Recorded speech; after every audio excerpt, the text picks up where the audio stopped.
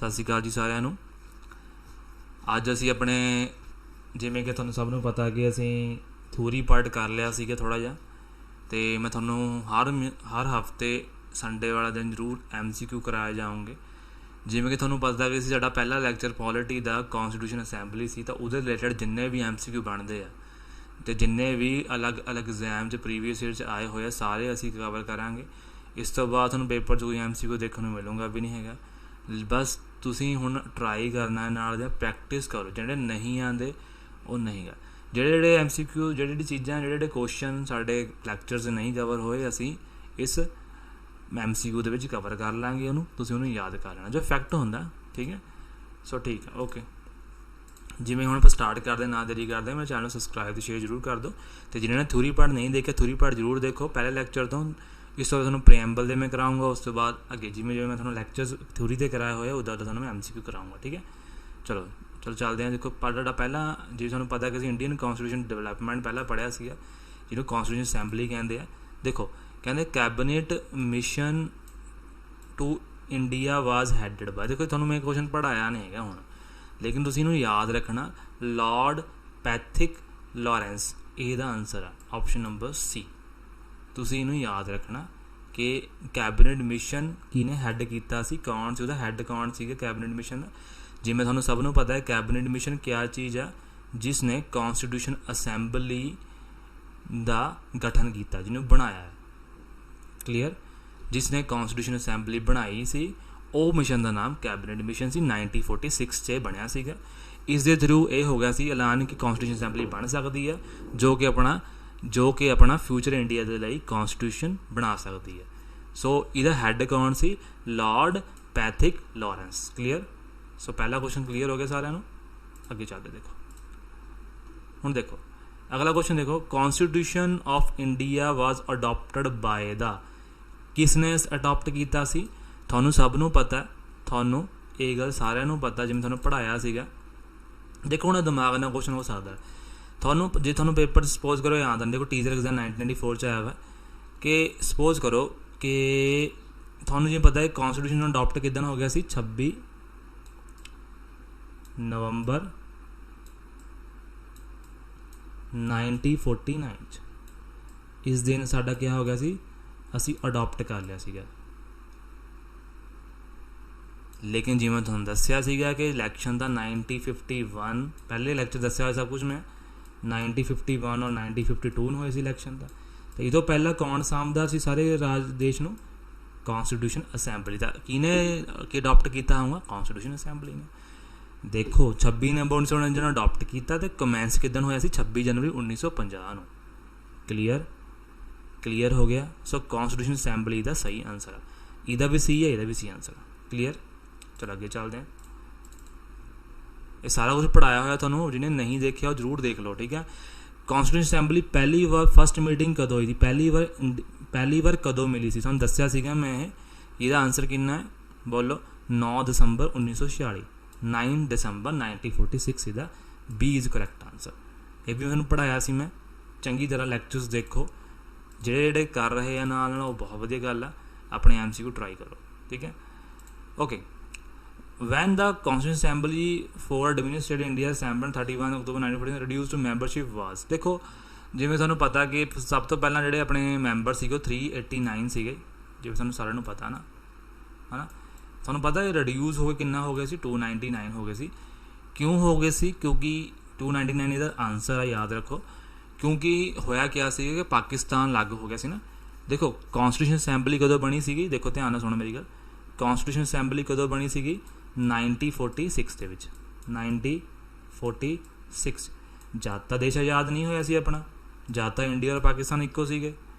ਜਿਵੇਂ ਕਿ ਤੁਹਾਨੂੰ ਪਤਾ ਕਿ ਪਾਕਿਸਤਾਨ ਦੀ ਜਿਹੜੀ ਇੰਡੀਪੈਂਡੈਂਸ ਡੇਟ ਆ ਉਹ ਕਿੰਨੀ ਆ? ਕਿੰਨੀ ਬੋਲੋ, ਪਤਾ ਕਿਸੇ ਨੂੰ? ਹਾਂ, 14 ਜਨਵਰੀ 1947। ਆਪਣੀ ਕਿੰਨੀ ਆ? ਨਹੀਂ 14 ਅਗਸਤ 1947। ਆਪਣੀ ਕਿੰਨੀ ਆ? 15 ਅਗਸਤ 1947। ਕਲੀਅਰ ਹੋ ਗਿਆ। ਤਾਂ ਪਹਿਲਾਂ ਤਾਂ ਨਹੀਂ ਸੀਗਾ ਨਾ, ਲੇਕਿਨ ਜਦੋਂ ਉਹਨਾਂ ਨੂੰ ਦੇਖੋ ਉਹਦੇ ਲਿਖਿਆ ਵਾ 31 ਅਕਤੂਬਰ, ਮਤਲਬ ਅਗਸਤ ਲੰਘ ਗਿਆ। ਤਾਂ ਹੁਣ ਤਾਂ ਘਟ ਗਈ ਕਿਉਂਕਿ ਪਾਕਿਸਤਾਨ ਅਲੱਗ ਹੋ ਗਿਆ ਸੀ। ਤਾਂ 299 ਆਨਸਰ। ਜਿੰਨੇ ਵੀ ਮੁਸਲਿਮ ਲੀਡਰ ਸੀਗੇ ਸਾਰੇ ਵਿੱਚੋਂ ਨਿਕਲ ਗਏ ਸੀਗੇ, ਥੋੜ੍ਹੇ ਬਹੁਤੇ ਰਹਿ ਗਏ ਸੀ। ਕਲੀਅਰ, ओके अगे चलते देखो आ देखो जिन्ने भी इंपॉर्टेंट सारे मैं लिखते दिते हुए और आ देखो CDS च आया होया तो NDA दे वास्ते तो बहुत वधिया जिन्हें भी पंजाब पुलिस जिन्हें भी देना एग्जाम सब वास्ते वधिया who among the following adviser constitution adviser कौन सी मैं तुहानूं दस्सिया सीगा तुहानूं मैं उदों लैक्चर कराउण लगे इन्नी बार तुहानूं मैं बार बार जोर दिता सीगा कि एडवाइजर तुसीं याद कर लेना कौन देखो CDS च भी आया वा तो इसदा आंसर हैगा ए doctor BN Rao is the correct answer बच्चे और डॉक्टर अंबेडकर लाए आते बच्चे पेपर में मुंशी लाए आते लेकिन राओ किसी दिमाग च नहीं आता याद रखना डॉक्टर BN राओ कौन सी कॉन्स्टिट्यूशन एडवाइजर सी ठीक है संविधान का एडवाइजर क्लीयर अगे चलो आगे सुनो constitution of India enacted by the constitution setup constitution of India was enacted by a constitution assembly setup किस दे अंडर सैटअप हुई देखो under the independence act 1947 under the cabinet mission plan 1946 through the resolution of provisional government by the Indian National Congress तो किस दे under हुई option number B तुहानूं दस्सिया सी ना कैबिनेट मिशन दे अंदर बनी है कॉन्स्टिट्यूशन असैंबली 1946 दे विच सो इसदा आंसर ये है क्लैरिटी होगी ना क्वेश्चन देखो क्वेश्चन किद्दां किद्दां आए हुए ना पुराने पेपरों के सारे मैं तुहानूं कवर करा रहा MCQ भी करा रहा था प्रीवियस भी बिच्चे में कवर किया हुआ ठीक है constitution assembly which framed a constitution independent India was set up in कदों कॉन्स्टिट्यूशन असैंबली नूं कदों बनाया गया क्वेश्चन ये है कदों 1946 च तुहानूं मैं पढ़ा दिता है ठीक है सारे फैक्ट कवर कर दिते गए हुए मेरे वालों तुसीं बस ट्राई करो ठीक है चलो इस क्वेश्चन आंसर करो who presided over the inaugural meeting of constitution assembly of India किने प्रिसाइड किया सी ना जो बोलो यार सचिनंद सिन्हा ने किया सी BR अंबेडकर ने किया सी डॉक्टर राजेंद्र प्रसाद ने किया सी P उपेंद्रा ने किया सी बोलो जल्दी जल्दी उसका मैं आंसर करो चलो किने किया सी थोड़े हिसाब नाल क्या आंसर होगा इसदा क्योंकि प्रिसाइडेड किया सी इनैगुरल किया सी मीटिंग कॉन्स्टिट्यूशन असैंबली नूं किने किया सी दसो डॉक्टर सचिनंद सिन्हा मैं तुहानूं दस्सिया सी ना कि डॉक्टर सचिनंद सिन्हा कौन सी टैंपररी प्रेजिडेंट सीगे कॉन्स्टिट्यूशन असैंबली के पहले लैक्चर में दस्सिया होया मैं जो सैकेंड लैक्चर है प्रीएम्बल मैं 2 या 3 दिन बाद कराऊंगा MCQ आप थ्योरी करांगे नाल MCQ की प्रैक्टिस करांगे इदा अपनी तैयारी 100% होएगी अपना कुछ निक भी नहीं रुकना है तो डॉक्टर सचिनंदन सिन्हा डॉक्टर राजेंद्र प्रसाद कौन सी permanent president of constitution assembly जो कि बाद विच साडे देश के राष्ट्रपति भी बने हैं क्लीयर हो गया एनी डाउट तो इसका आंसर क्या है आंसर नंबर ए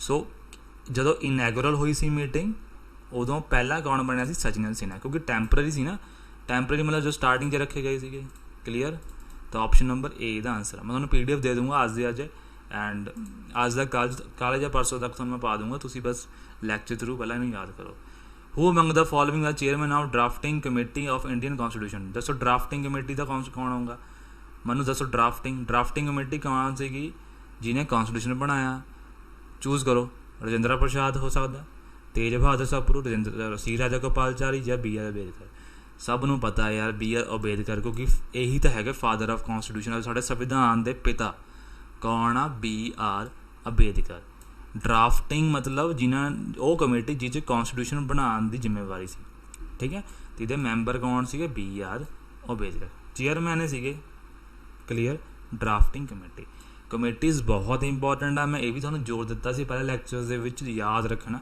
जिन्हें नहीं देखा वो लैक्चर्स ध्यान नाल देखो फिर दोबारा इस वीडियो के थ्रू MCQ नूं सॉल्व करो ठीक है okay how long did the constitution assembly take to final pass the constitution कहते कॉन्स्टिट्यूशन बनाने च कितना समा लग्या कॉन्स्टिट्यूशन असैंबली 6 महीने 1 साल 2 साल या 3 साल दसो किन्ने साल लगे बोलो आपां क्या पढ़िया सीगा 2 साल 18 एक मिनट रुको 2 साल 11 दिन 11 मंथ और 18 दिन 18 डेज ਆਪਾਂ ਇਹ ਪੜਿਆ ਸੀਗਾ ਤਾਂ ਤੁਹਾਡੇ ਇਹਦੇ ਅਕੋਰਡਿੰਗ ਜਿਹੜਾ ਆਨਸਰ ਕਿਹੜਾ ਹੋ ਸਕਦਾ 3 ਸਾਲ ਹੋਊਗਾ, 2 ਸਾਲ ਦਾ ਹੋ ਨਹੀਂ ਸਕਦਾ। ਕਈ ਵਾਰ ਆਪਸ਼ਨ 3 ਸਾਲ ਦੇ ਦਿੱਤਾ ਜਾਂਦਾ, ਉੱਥੇ ਇੱਦਾਂ ਨਹੀਂ ਕਹਿਣਾ ਉੱਠ ਕੇ ਕਿਸੇ ਨੇ ਕਿ 2 ਸਾਲ 11 ਮਹੀਨੇ ਨਹੀਂ ਲਿਖਿਆ ਹੈਗਾ, ਉਹਦੀ ਮਰਜ਼ੀ ਹੈ। ਇਹਦਾ ਮਤਲਬ ਵੀ ਅਪਰੋਕਸੀਮੇਟਲੀ 3 ਸਾਲ ਹੋ ਜਾਂਦੇ ਆ। ਤਾਂ ਕੁਐਸਚਨ ਕਿੱਦਾਂ ਆਉਂਦਾ ਤੁਸੀਂ ਇਹ ਮਾਰੋ ਨਜ਼ਰ ਅਤੇ ਤੁਸੀਂ ਪੜ੍ਹੋ ਚੰਗੀ ਤਰ੍ਹਾਂ, ਠੀਕ ਹੈ। ਅਗਰ ਹੁਣ ਉਹਦੇ ਡੇਟਸ ਮੈਂ ਲਿਖੀਆਂ ਜਾਣ ਕੇ ਨਾਲ, ਤਾਂ ਕਿ ਤੁਹਾਨੂੰ ਯਾਦ ਹੋ ਜਾਏ ਕਿ ਪਹਿਲੀ ਮੀਟਿੰਗ 9 ਦਸੰਬਰ 1946 ਨੂੰ ਹੋਈ ਸੀ ਕੌਂਸਟੀਟਿਊਸ਼ਨ ਅਸੈਂਬਲੀ ਦੀ, ਠੀਕ ਹੈ। ਓਕੇ, ਚਲੋ ਅੱਗੇ ਆ ਜਾਓ। ਹੂ ਵਾਜ਼ ਦਾ ਪ੍ਰੈਜ਼ੀਡੈਂਟ ਆਫ ਕੌਂਸਟੀਟਿਊਸ਼ਨ ਅਸੈਂਬਲੀ? ਕੌਣ ਸੀ ਬੋਲੋ, ਦੱਸਿਆ ਸੀ ਤੁਹਾਨੂੰ, ਡਾਕਟਰ ਰਜਿੰਦਰਾ ਪ੍ਰਸਾਦ।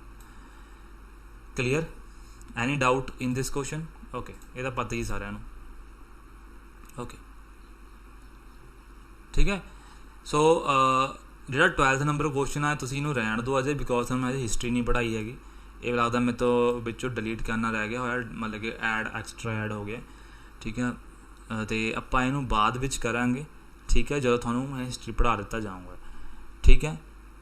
ਬਾਕੀ ਜਿਨ੍ਹਾਂ ਨੂੰ ਆਉਂਦਾ ਉਹ ਸੋਲਵ ਕਰ ਸਕਦੇ, ਲੇਕਿਨ ਮੈਂ ਇੱਦਾਂ ਨਹੀਂ ਦੱਸੂੰਗਾ ਜਦ ਤੱਕ ਅਸੀਂ ਕੁਐਸਚਨ ਨੂੰ ਸੋਲਵ ਨਹੀਂ ਕਰਦੇ। ਕਲੀਅਰ? ਬਹੁਤ ਹੀ ਵਧੀਆ ਕੰਟੈਂਟ ਆ, ਬਹੁਤ ਹੀ ਵਧੀਆ ਸਟੂਡੈਂਟਸ ਵਾਸਤੇ। ਤੁਸੀਂ ਆਪਣੀ ਤਿਆਰੀ ਰੱਖੋ ਖਿੱਚ ਕੇ, ਬਸ ਆਰਾਮ ਨਾਲ ਪੜ੍ਹਨਾ।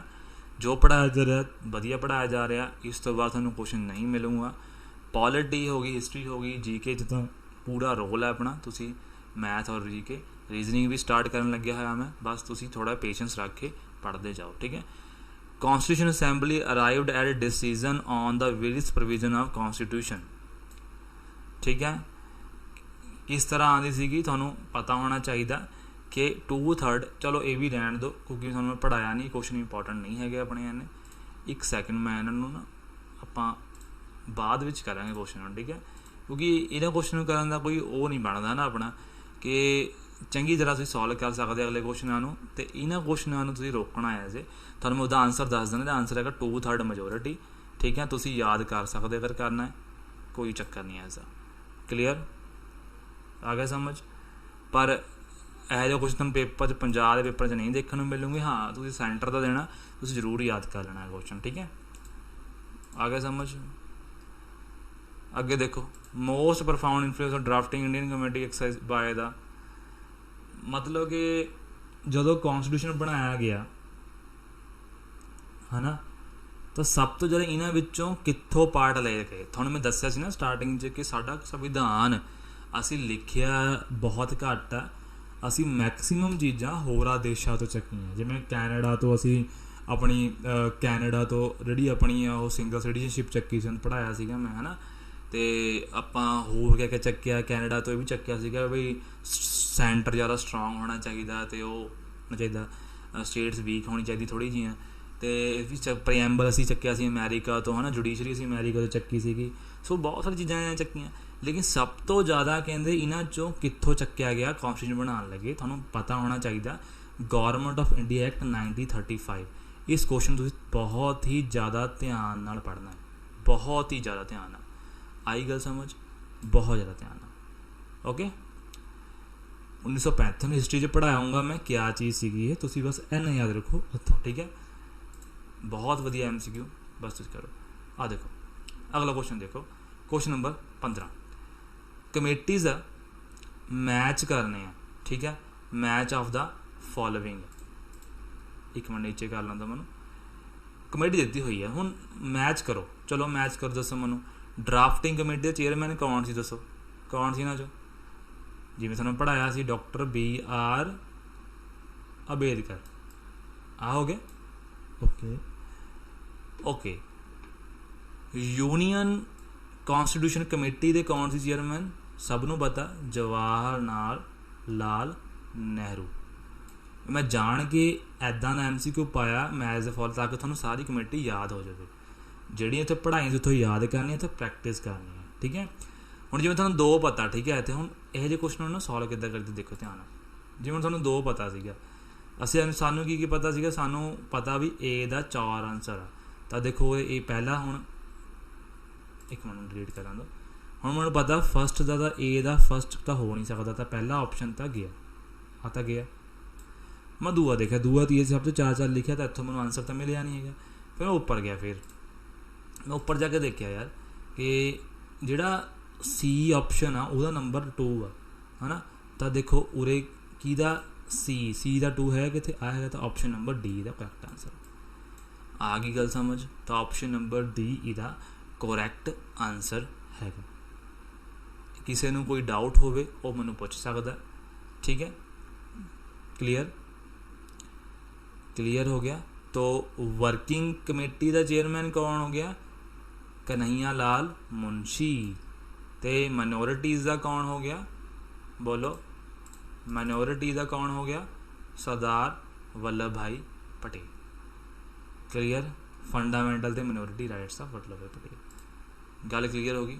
अगे चलो, आ देखो और IAS क्वेश्चन आया हुआ क्वेश्चन है, which of the following statement is correct. किहड़ी करैक्ट? तुहानूं पता कि IAS स्टेटमेंट वाइज क्वेश्चन बहुत आते हैं। Constitutional assembly was elected by provincial assemblies in year 1946। क्या ये हुई सी? ठीक है।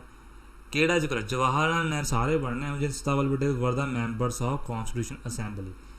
देखो ये ऑप्शन पढ़ के थोड़ा क्या लगता गलत हो गया ना, क्योंकि थोड़ा पहले लैक्चर च ही पढ़ाया सी कि महात्मा गांधी और MA जिन्हा ये दोने मैंबर नहीं सी कॉन्स्टिट्यूशन असैंबली, और ये लिखा हुआ MA जिन्हा, इस चीज़ करके ये ऑप्शन गलत हो जाता। ठीक है। First session of constitution assembly in India was held in January 1947। क्या होया सी?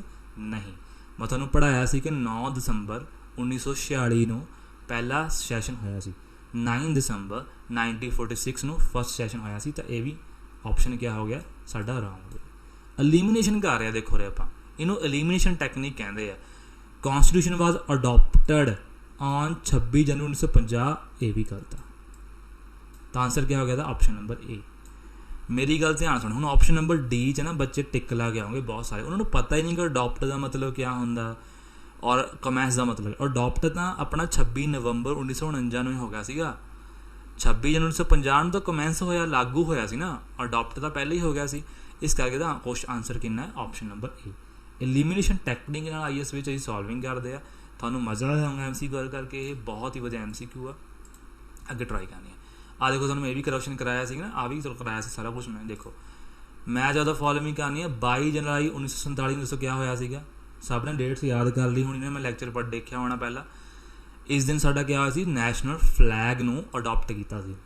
तुहानू डेट याद होनी चाहिए डायरैक्टली। पंजाब डायरैक्टली पूछी जाती कि नैशनल फ्लैग ऑफ इंडिया कदों अडोप्ट किया गया? 22 जुलाई 1947। तो लभो कित्थे आ रहा नैशनल फ्लैग? आ देखो ऑप्शन नंबर 4। 26 जनवरी 1950 इन पहले इनू करो। 26 जनवरी 1950 क्या होया सीगा? बोलो क्या कराया सीगा? बोलो जल्दी बोलो, छेती। ठीक है। 26 जनवरी 1950 क्या होया सीगा? साडा नैशनल एंबलम ऑफ द गौरमेंट नू अडोप्ट किया सीगा। क्लीयर हो गया? दसो यार मैं, क्लीयर होया कि नहीं क्लीयर हो गया? यस। 24 जनवरी 1950 क्या किया सीगा? नैशनल सॉन्ग उन्होंने अडोप्ट। नैशनल सॉन्ग उस 2 दिन पहले ही अडोप्ट कर लिया सीगा, तुहानूं पता होना चाहिए है। तो बचा गया है कैलेंडर ऑफ इन गौरमेंट। दसो मैं नैशनल कैलेंडर क्या है साडी गौरमेंट का? दसो छेती दसो। ये आंसर तुसीं मैनूं करना है कमेंट बॉक्स के मैनूं दसना। ठीक है। ठीक है। मैं तुहानूं फिर आंसर दसूँगा अगली वीडियो के विच, अगले MCQ सीरीज़ दसूँगा मैं। नाल थ्योरी करी जाओ, नाल MCQ करी जाओ। यही वधिया तरीका होंदा पढ़न का। इन्नी गल तुसीं याद रखनी हमेशा। ठीक है। तो अडोप्शन ऑफ नैशनल कैलेंडर जिसने की जी थोड़ा फैक्ट नहीं पता नाल लर्न कर। तो ऑप्शन नंबर किहड़ा होया? ए का चौथा। किहड़ा किहड़ा है? आ तो हुण हो नहीं सकता, आ भी नहीं हो सकता। बचे ए लभो सी का कितना लाया सीगा मैं? 2। सी का 2 किहड़ा? ए। तो ऑप्शन नंबर ए का करैक्ट आंसर है। गल क्लीयर होगी? हाँ चलो। Option number 5 MCQ number 5। ठीक है। किहड़ा करैक्टली मैच है इन्हां चों? नैशनल सॉन्ग साडा किहड़ा? बोलो नैशनल सॉन्ग साडा किहड़ा? क्या वंदे मातरम साडा नैशनल सॉन्ग है? बोलो क्या वंदे मातरम साडा नैशनल सॉन्ग हैगा? छेती बोलो। नहीं हैगा ना। साडा क्या है नैशनल सॉन्ग पे? जल्दी बोलो। पहले दसो वंदे मातरम लिखा कि नहीं? तुसीं मैनूं इहदा आंसर करना वंदे मातरम किन्ने लिखिया। ठीक है। मैं तुहानूं हिंट दे दिंदा कि मुस्लिम बंदा सीगा। चलो दस्सिया जांदा इकबाल सीगा। ठीक है। इकबाल नाम का बंदा सी जिसने वंदे मातरम लिखा सी। क्या नैशनल सॉन्ग साडा हैगा? नहीं, साडा नैशनल सॉन्ग नहीं हैगा। तो ऑप्शन नंबर पहला तो गया ना, तो ऑप्शन नंबर पहला ये भी है, ये भी गया ऑप्शन, ये भी है, ये भी गया ऑप्शन, ये भी गया, तो आंसर केड़ा होगा सी। तो सी साडा करैक्ट आंसर होगा। ठीक है, आ गया समझ? किसी को कोई डाउट होवे तो तुसीं मैनूं दस सकते हो। ठीक है, ठीक है, हाँ जी, ओके।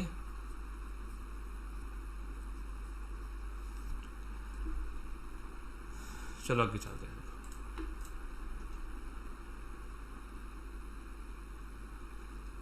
सो थोड़ा हम आ क्वेश्चन आ चुके कि नैशनल फ्लैग का कदों अडोप्ट किया गया है ना, थोड़ा हुणे पढ़ाया मैं किन्ना सीगा 22 जुलाई 1947। जुलाई 1947 कितने लिखा हुआ? आ लिखा हुआ, ऑप्शन नंबर सी का करेक्ट आंसर है।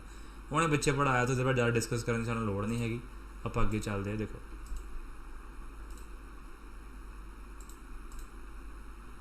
हम मेरी गल ध्यान नाल सुननी सारा ने।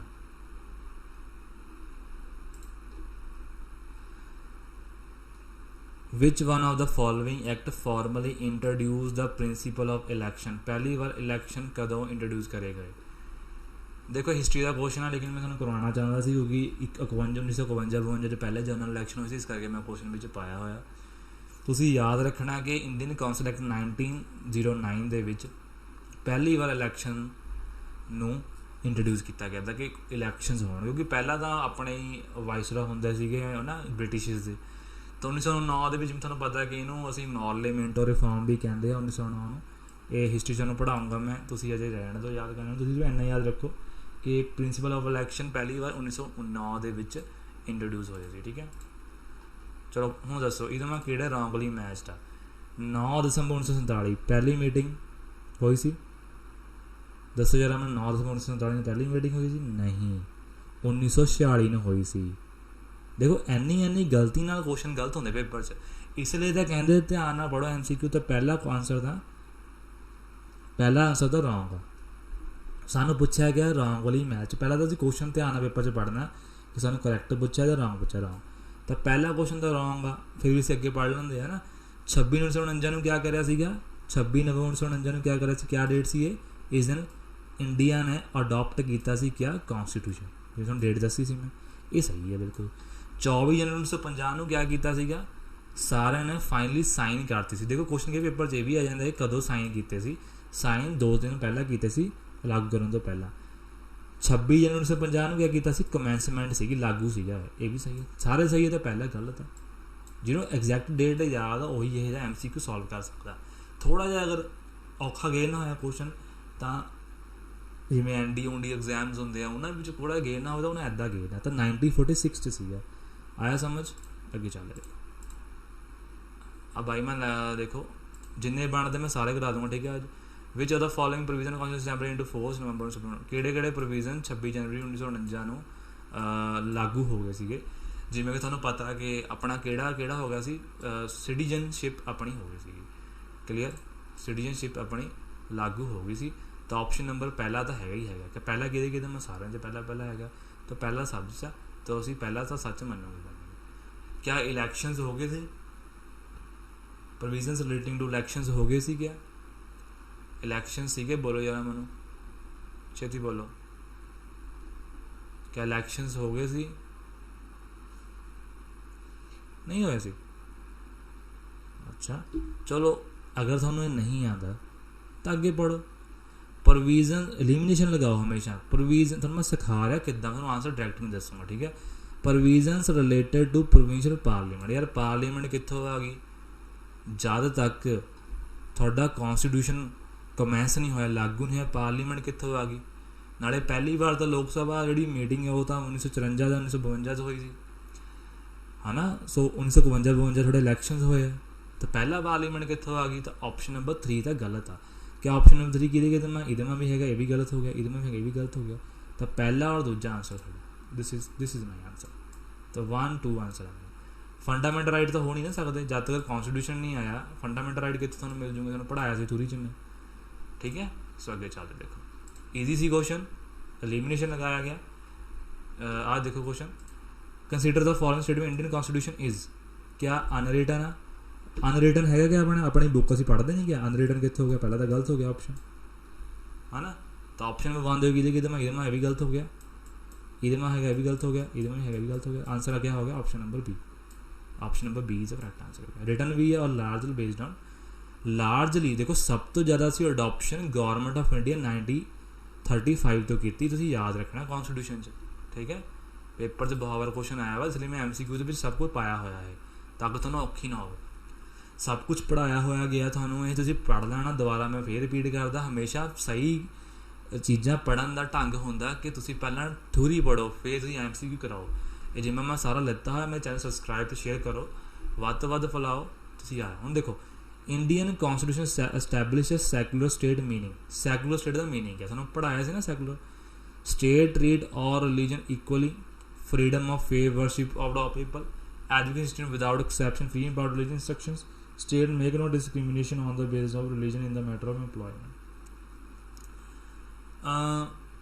यस, चौथा तो बिल्कुल सही है क्योंकि स्टेट डिस्क्रिमिनेशन नहीं कर सकती on the basis of religion. तुहानूं आर्टिकल नंबर 15 पढ़ाया सीगा मैं, फंडामेंटल राइट, तुहानूं पढ़ाया सी ना on the basis of religion, sex, caste, place of birth.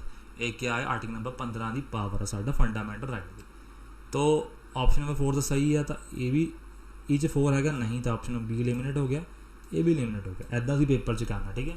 हुण क्या state treat all religion equally, yes, तो ऑप्शन नंबर फर्स्ट भी हो गया, तो ऑप्शन नंबर डी का करैक्ट आंसर है। मैं तुहानूं दस्सिया सी ना, अगर तुहानूं एग्जाम्पल लेके समझाया भी सी मैं, अगर साडी स्टेट साडी कंट्री कल नूं किहनूं दिंदी है पैसा, सानूं सिखिज़म नूं दित्ता सीगा 550 साल मनाउण गुरु नानक देव जी का, तो हिंदुओं भी दूँगी, तो 4 धाम की यात्रा करो। मतलब इक्वल ट्रीट करना रिलीजन, कोई वो नहीं करना, ठीक है। तो ऑप्शन नंबर फर्स्ट सैकेंड है ना, थर्ड भी है। क्लीयर, समझ गए।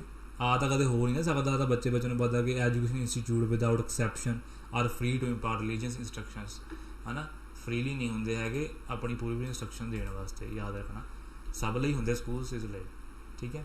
आगे देखो, nationality demand of constitution assembly for first time British government rule directly the reservation in the, पहली बार देखो ये 25वां क्वेश्चन हिस्ट्री का पार्ट है, ये भी असी नहीं करांगे।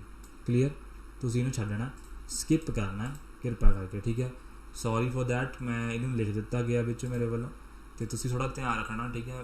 मैं तुहानूं करवाउणा नहीं चाहता सी, लेकिन ये चीज़ां हिस्ट्री च पढ़ावांगा, फिर तुहानूं करवावांगा, तुहानूं बहुत ईजी होगा। देखो आह क्वेश्चन इंपॉर्टेंट बहुत है, मैं तुहानूं नहीं कराया है थोड़ी च, तुहानूं उरे कवर करा रहा मैं कि मौर्या डायनेस्टी, जिवें तुहानूं पता हिस्ट्री सब ने माड़ी मोटी पढ़ी होनी है, मौर्या डायनेस्टी सी ना जो अशोका वगैरह सीगा, असी उत्थों किहड़ा एंबलम चक्किया सब नूं पता, जिहड़े 4 लाइन आ जिहड़े सारनाथ के पिलर विच हैगे आ ना, इलाहाबाद पिलर दे विच सारनाथ दे विच हैगे आ, वो ने। क्लीयर, क्लीयर हो गया। तो 4 शेर अपां जिहड़े चक्के कित्थों आ, मौर्या डायनेस्टी तो, तुहानूं पता होना चाहिए है, ठीक है। आगे देखो, who is the father of Indian constitution, कौन है पिता इंडियन कॉन्स्टिट्यूशन का, सबनों पता, खमीज के आंसर बी है, बेच गए। ये सारे ऑप्शन पढ़ने की भी लोड़ नहीं हैगी, क्यों मगज मारनी है करनी है ना। Who propose preamble before drafting committee, Jawaharlal Nehru ने किया सीगा, सानूं पढ़ाया सीगा मैं कि जवाहरलाल नेहरू ही प्रीएम्बल नूं जिन्होंने पेश किया सीगा, ठीक है। जवाहरलाल नेहरू ही सीगे, ठीक है। ओके, आह क्वेश्चन बहुत बार पेपर च आया, हिमाचल के एग्जाम च आया सीगा बहुत बार, तो इधर भी आया, इसलिए मैंने विच पाया मेरे वालों। First session of Indian constitution assembly कदों होए सी, पहला सैशन जिहड़ा 9 दिसंबर किन्ने नूं होया सी, 9 दिसंबर 1946 नूं होया सी। हुण तुसीं एक गल होर याद रखनी नाल इहदे कि वो किहड़ा सी, कित्थे होया सी, न्यू दिल्ली च होया सी, न्यू दिल्ली च ये पहला सैशन होया सी, ठीक है। क्लीयर, आगे देखो अगला क्वेश्चन देखो, who among the following was the chairman of union constitution committee.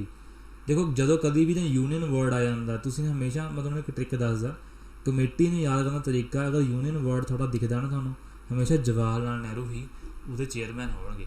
तुसीं देख लिओ, भावें तुसीं ट्राई मार के देख लिओ, ठीक है। प्रोविंसिस दे जो कोई प्रोविंस दी आती है, प्रोविंसिस दी आती है, तो उत्थे हमें ज़्यादातर मैक्सीमम कौन वल्लभ भाई पटेल होंगे, क्योंकि सरदार वल्लभ भाई पटेल ही कारण है कि अज इंडिया यूनाइटेड आ, जिवें तुसीं सारिआं ने हिस्ट्री पढ़ी होनी है, उन्होंने कारण ही अज इंडिया एक यूनिटी हैगी आ, सारी दी सारी स्टेट्स अज इकट्ठियां ने, नहीं तो उस समय कुछ स्टेट्स मान नहीं रही सीगियां, तो इन्हां दी रिक्वेस्ट ते स्टेट जिन्होंने खुद कली स्टेट में जाके कहा कि इंडिया नाल रल जाओ, इंडिया नाल रल जाओ, तो इंडिया नाल रले सीगे, ठीक है। ये ਤੁਹਾਨੂੰ पता होना चाहिए। Which among the following are the feature of federal state, ਤੁਹਾਨੂੰ फैडरल का मीनिंग समझाया सी, इसलिए फैडरल का क्वेश्चन विच पाता एनडी च आया हुआ 2008 च। The power of central state government are clearly let down, है ना। ये फैडरल का मतलब होंगे यस, मैं तुम दसा ना फैडरल का मतलब क्या होंगे कि स्टेट एंड सेंटर दी पावरां वंडियां हुई हो कि ने कॉन्स्टिट्यूशन है। इट हैज़ अनरिटन कॉन्स्टिट्यूशन, नहीं अनरिटन कॉन्स्टिट्यूशन च ना कदे फैडरल नहीं हो सकती चीज़, क्योंकि अनरिटन जो क्या पता कितनी पावर दी है किसी स्टेट ने, कितनी सेंटर ने दी है, किसी को नहीं पता। यदा आंसर नंबर पहला का गलत आ, एंड इन्हें पूछा कि करैक्ट आ, तो आंसर नंबर ए इहदा करैक्ट आ। Clear clear. आगे देखो, who was the first foreign minister of free India, Jawahar Lal Nehru. ये तुसीं याद रखना, ये डायरैक्ट फैक्ट आ। पहला फॉरेन मिनिस्टर कौन सी, बिच में स्टैट जी के भी बिच कवर करा देनी थानू, तुसीं चिंता नहीं करनी। अगला देखो, under home among the following was the first draft of constitution of India prepared by the advisory branch office. उरे देखो, उरे हुण एडवाइजरी ब्रांच लिखिया, तो किहदी निगरानी च होया, B N Rao. Clear, B N Rao इहदा करैक्ट। दस्सिया ना फर्स्ट कॉन्स्टिट्यूशन एडवाइजर कौन सी अपना, बी एन राव। ठीक है, ओके। सब तो पहला idea of constitution of India किने दिता सीगा, तुहानूं पता होना चाहिए, बहुत इंपॉर्टेंट क्वेश्चन है। एम एन रॉय सीगे जिन्हां ने फर्स्ट टाइम अपना आइडिया, देखो महात्मा गांधी लोग ला जाते हैं, बच्चों को पता ही नहीं होता, तो पहली बार आइडिया जो कॉन्स्टिट्यूशन किने दिता सीगा, एम एन रॉय ने दिता सीगा, तुहानूं ये याद होना चाहिए। ठीक है, मैंबर ऑफ कॉन्स्टिट्यूशन असैंबली वर, दसो किस तरह इलैक्टेड होए सी, इलैक्टेड बाय प्रोविंसिस असैंबलीज। बिल्कुल सही, तो मैं पहले ही लैक्चर से पढ़ाया हुआ है, तुसीं थोड़ी जी पढ़ लो इसनूं, मैं डायरैक्ट क्वेश्चन तां कराता क्योंकि पढ़िया होया। ठीक है, तुसीं इहनूं ऐदां ही याद करना। चलो अगे चलो, होर ऑप्शन पढ़ने की लोड़ नहीं है, आपको टाइम घट आ, तो आप ज़्यादा टाइम नहीं लावांगे। Which of the following statement regarding the constitution assembly are true, किहड़ी स्टेटमेंट ट्रू है इन्हां चों, IS 1993 च आया वा।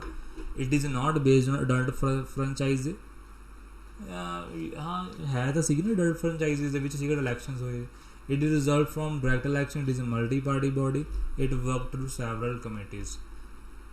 देखो ऑप्शन नंबर 4 तो बिल्कुल सही है ना, it work through several committees, क्योंकि कमेटीज़ सीगियां तभी तो कॉन्स्टिट्यूशन बने, असी पढ़िया आप। तो ऑप्शन नंबर 4 तो सही है, तो मतलब ऑप्शन नंबर बी और ऑप्शन नंबर ए का एलिमीनेट हो जाते हैं पहला ही। क्लीयर, क्या मल्टी पार्टी सिस्टम सीगा, देखो 3-3 दोनों में चला, तीजा तो बिल्कुल सही होगा, ऐदा तुसीं करना पेपर च बस। हुण गल है कि दूसरा पहला क्या सही है, अगर it is not based on adult franchise किने कहा नहीं सीगी, हैगी सीगी, तो ऑप्शन नंबर सी का करैक्ट आंसर है। देखो जो ना कॉन्स्टिट्यूशन असैंबली के ना इलैक्शंस होए सी ना, तो ना कांग्रेस मैं तुहानूं एक गल दसदा, पुरानी कांग्रेस जित गई सी उस समय, कांग्रेस सब तो पहला सी, बीजेपी तो बाद बहुत लेट आई है। ठीक है,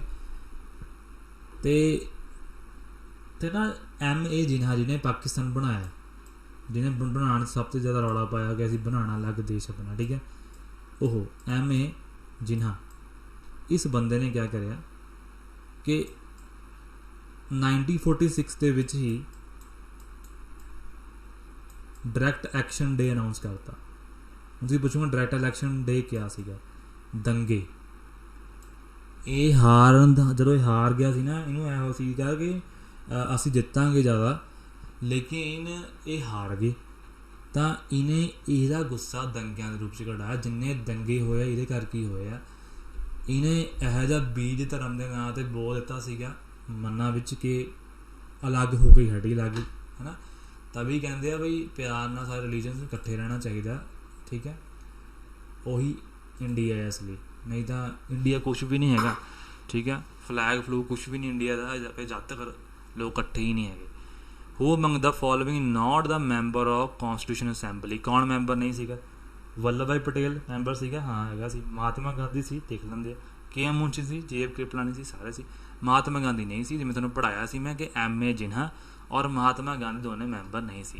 clear, India become a sovereign democratic republic on किदन बनया सी, 26 जनवरी 1950 में बनया ना, है ना। जिस दिन कमेंस किया उस दिन बन गया सीगा। पूरे हम 26 नवंबर 1929 चलो होगा नहीं, सॉरी, अगर वो 49 लिखा होंगे वो ना लग गया अज पेपर। ठीक है, तुम दसना ही चाहता मैं, क्योंकि 26 ਨੇ 1949 ਨੂੰ ਜਿਹੜਾ ਅਡੋਪਟ ਕੀਤਾ ਸੀ ਉਸ ਦਿਨ ਸਾਰਾ ਸੋਵਰਨ ਹੋ ਗਿਆ ਸੀ। ਜਿੱਦਣ ਲਾਗੂ ਹੋ ਜਾਂਦੀ ਹੈ ਕੋਈ ਵੀ ਲਾਅ ਲਾਗੂ ਹੋ ਜਾਂਦਾ ਉਦੋਂ ਚੀਜ਼ ਅਪਲਾਈ ਹੁੰਦੀ ਹੈ। ਠੀਕ ਹੈ। ਸੋ ਆ ਦੇਖੋ ਪ੍ਰੀਐਂਬਲ ਅੱਗੇ ਮੈਂ ਲਿਖੇ ਹੋਇਆ, ਮੈਂ ਤੁਹਾਨੂੰ ਬਾਅਦ 'ਚ ਕਰਾਵਾਂਗੇ ਇਹਦੇ। ਅੱਜ ਲਈ ਇੰਨਾ ਬਹੁਤ ਆ। ਤੁਸੀਂ ਕਿਆ ਕਰਨਾ ਕਿ ਇਹਨਾਂ ਦੀ ਪ੍ਰੈਕਟਿਸ ਬਾਰ-ਬਾਰ ਕਰਨੀ। ਟੋਟਲ 38 MCQ ਹੋ ਗਏ। ਇਸ ਤੋਂ ਬਾਅਦ ਤੁਹਾਨੂੰ ਕੋਈ MCQ ਨਹੀਂ ਬਣੂਗਾ ਪਹਿਲੇ ਲੈਕਚਰ ਦੇ ਵਿੱਚੋਂ। ਤੁਸੀਂ ਪਹਿਲਾ ਲੈਕਚਰ ਫਿਰ ਦੁਬਾਰਾ ਦੇਖੋ, ਇਹਨੂੰ ਦੁਬਾਰਾ ਸੋਲਵ ਕਰੋ, ਚੰਗੀ ਤਰ੍ਹਾਂ ਸੋਲਵ ਕਰਨੀ ਹੈ। ਪਹਿਲਾਂ ਤੁਹਾਡਾ ਕੋਰਸ ਬਹੁਤ ਵਧੀਆ ਚੱਲ ਰਿਹਾ, ਤੁਹਾਡਾ ਹਰ ਇੱਕ ਚੀਜ਼ ਮੈਂ ਕਵਰ ਕਰੂੰਗਾ। ਬਸ ਤੁਸੀਂ ਆਰਾਮ ਨਾਲ ਪੜ੍ਹਦੇ ਜਾਣਾ। ਠੀਕ ਆ, ਚਲੋ ਅੱਜ ਲਈ ਇੰਨਾ ਹੀ ਬਹੁਤ ਆ। Thank you so much.